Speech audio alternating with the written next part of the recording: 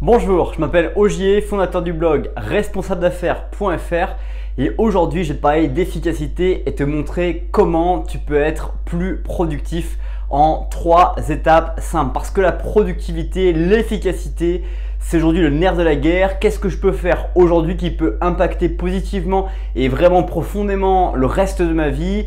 Quelles sont les choses que je peux mettre en place quotidiennement qui me permettent de vraiment modifier positivement ma vie? C'est ce qu'on va voir ensemble dans cette nouvelle vidéo.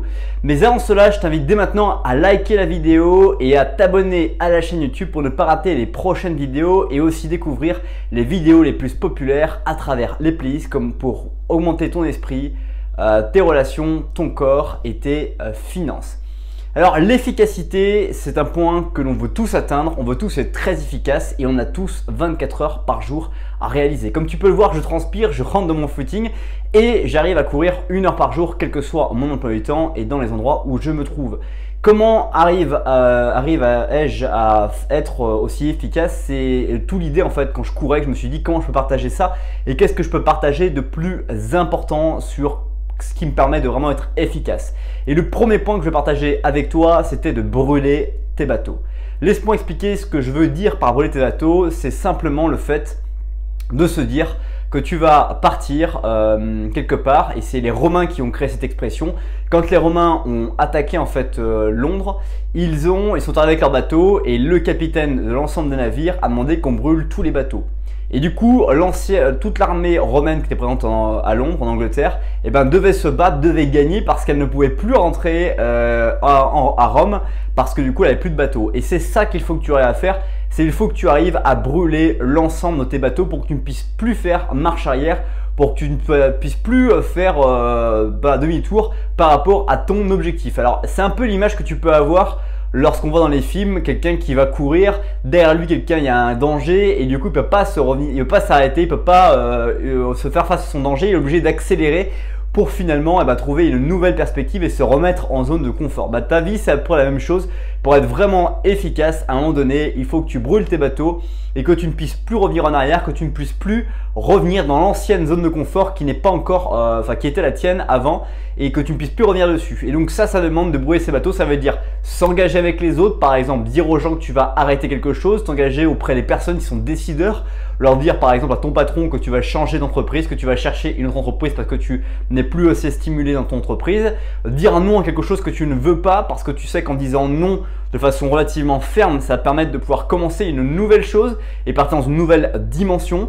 Et ça, brûler ses bateaux, c'est l'une des premières choses qui va te permettre de vraiment être relativement efficace.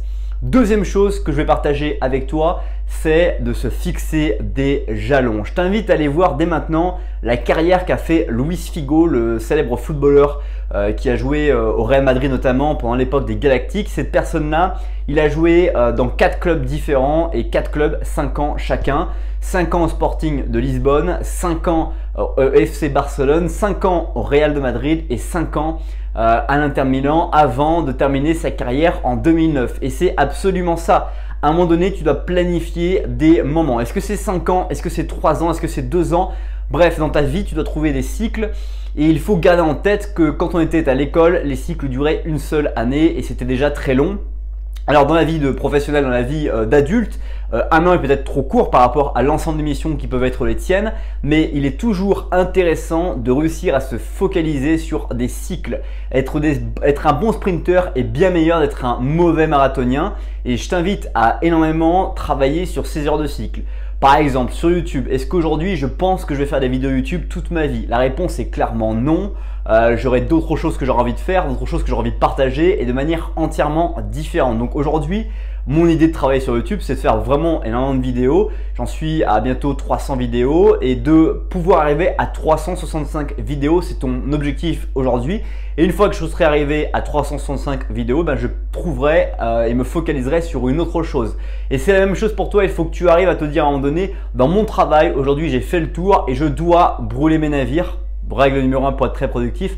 Et je dois aussi trouver un nouveau défi dans lequel je vais m'engager pendant 1, 2, 3 ans. Et d'ailleurs, un exemple très fort, c'est les entreprises qui font leur business plan, leur plan stratégique pour évaluer comment vont impacter le monde, comme Apple par exemple.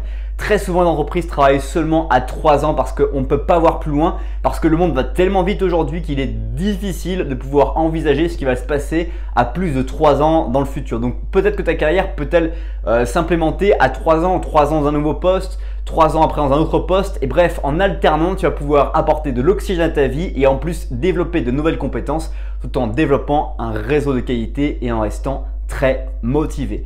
Troisième point que je voulais partager avec toi et qui est complémentaire avec brûler ses navires et puis ce point qu'on a vu de marquer une date à laquelle on va changer, marquer un plan stratégique.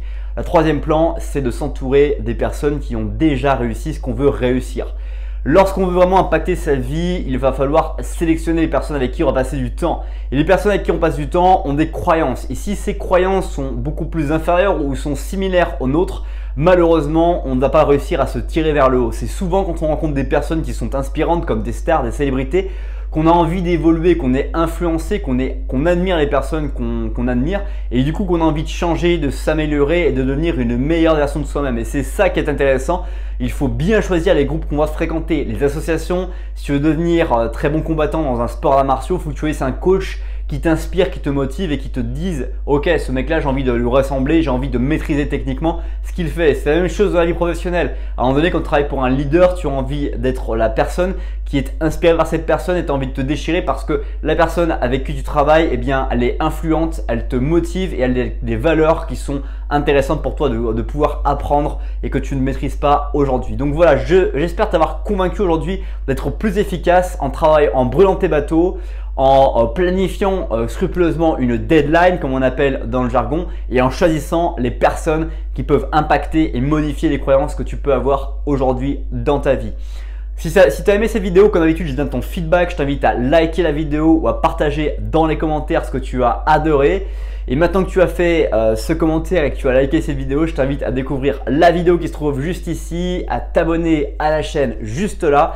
Et je te remercie infiniment pour le temps que tu as consacré à regarder cette nouvelle vidéo. Bye bye.